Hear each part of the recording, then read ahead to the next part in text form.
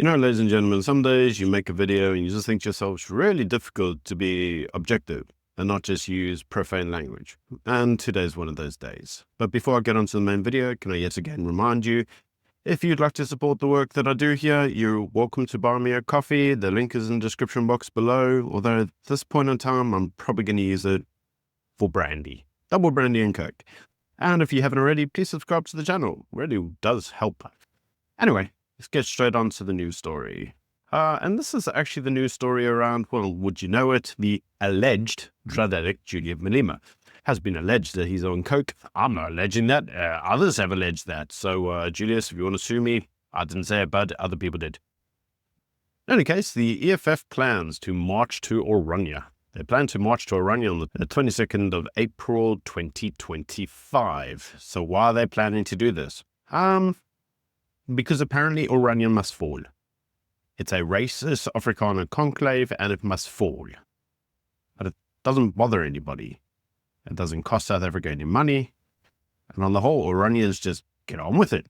If you actually look at the before and after pictures of what Orania looked like prior to it basically being terraformed, it looks very different. So Afrikaners are actually improving the local area. But because obviously it's an Afrikaner conclave, that means that it's apartheid or something.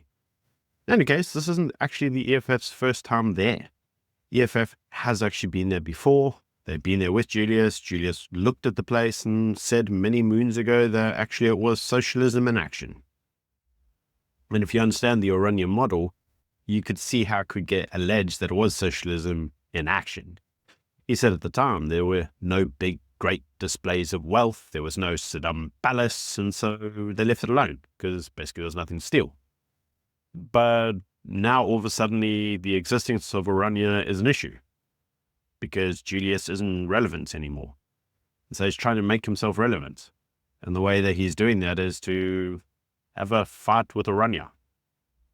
Now this itself is actually really stupid because if you've been to Orania, and I have, you can watch the documentary that we made on that.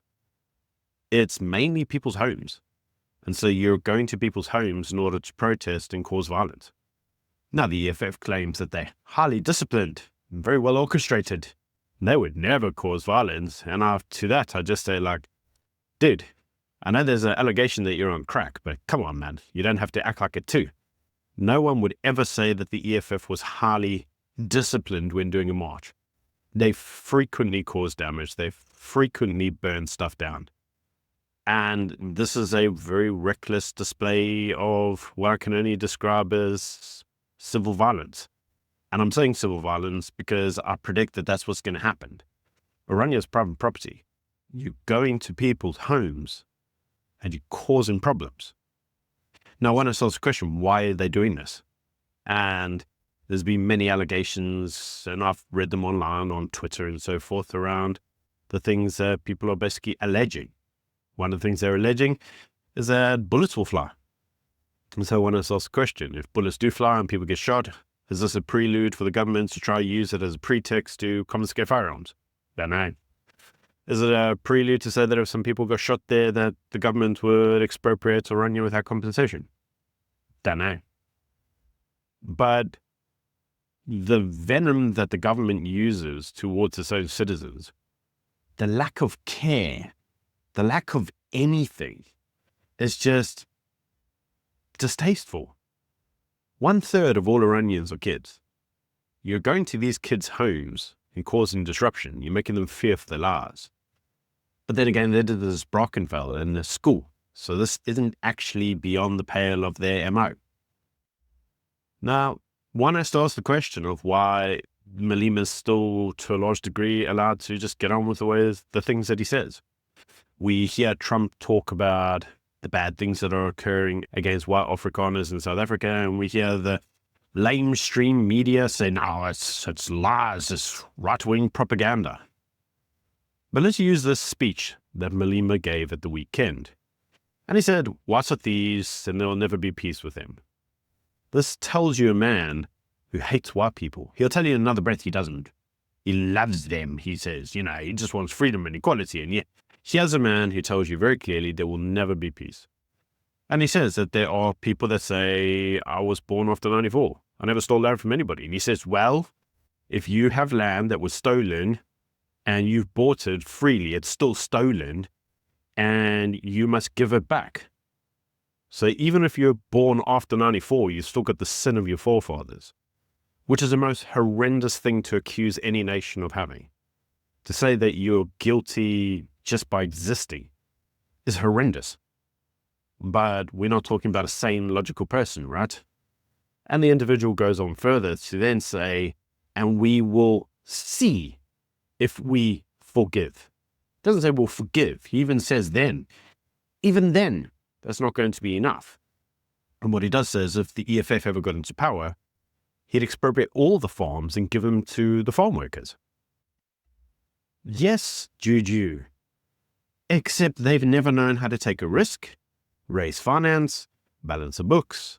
It's one thing to drive a tractor on a farm. It's another thing entirely to run a business, and successfully. They never took the risk. The farmer took the risk. He took the loans. If it didn't pay out, he was on the streets. The workers got paid regardless, in line with the basic conditions of employment. And so you have to look at the rhetoric of this individual. Now, what's he actually saying? Well, actually, what he's saying is that as a socialist and a communist, he wants all land to be in the state's hands. And if the land isn't in the hands of the state, he classes it as stolen regardless. But there's other words that he uses that are alarming, such as the words that you have to pick up your spears and struggle, and then goes on to sing Kill the Boer, and will then tell you it's nothing more than figurative. And to that I say poppycock. People don't talk in esoterical language. They don't talk in this strange, mythical, one-time at backhand language. It doesn't really mean what we say they do. People hear what you say, interpret what you say, and they use the literal. What it says literally is what we interpret it to mean. How you can interpret this as anything more than a call to violence is beyond me. So he'll say, well, it's political speech. And in the format of political speech, he can say these things. And that may be true. But I'm reminded of the hate speech bills. Anything that you say that could be deemed to promote hatred of a protected class, of which race is one, is illegal. And this could be said to be promoting hatred, in line with the hate speech bill. So why is this man not charged? And the answer to that is because the government, one, may be scared of him, but two, may actually just agree with him. And you have to look at the hatred that the government treat their own population with and just shake your head. And this, ladies and gentlemen, is why Trump has his sights on us. Because our politicians are not nice people. Let us also use the example at the weekend of Paul Mashatile. So Paul Mashatile at the moment seems to be egging on the DA. These are your alliance partners. And he basically says, if he was the DA and they walked into the office as ministers and the very next day after voting down the budget, he would be ashamed. And he basically says that the ANC need to get rid of him. And he openly says he knows this may cause a crash in the economy. Now, in a crash in the economy, you can't just say, well, it will hurt big business and white monopoly capital and blah, blah, blah. It will cost people their jobs. It will cost people the ability to feed their families. And if your rationality is, don't worry, we'll give them the 350 grand, that's just beyond a joke. So this will cost people's jobs. And to that, they say, they don't care. They really don't care. Because it's about their own popularity. These are individuals that never created a business in their life. On the whole, they've never actually employed anybody. They've never been an employer. They're government stooges. They rely on the vulnerability of voters who are hoping that if they vote for them, they'll get a better life. These are not terribly good people. At the same time, they sit and virtue signal. Oh, look how we stand with Palestine. Yeah, Palestine. And at the moment, the case that they've raised against Israel for genocide against Palestine is causing problems with the South African economy, specifically our trade relations with our largest trading partner, in other words, the United States. But they say they're not withdrawing the case. They will stand firm. And what we get instead is a statement that South Africa will address Trump's tariffs, they will address the aggressive nature of Trump against the country, and South Africa will stand firm.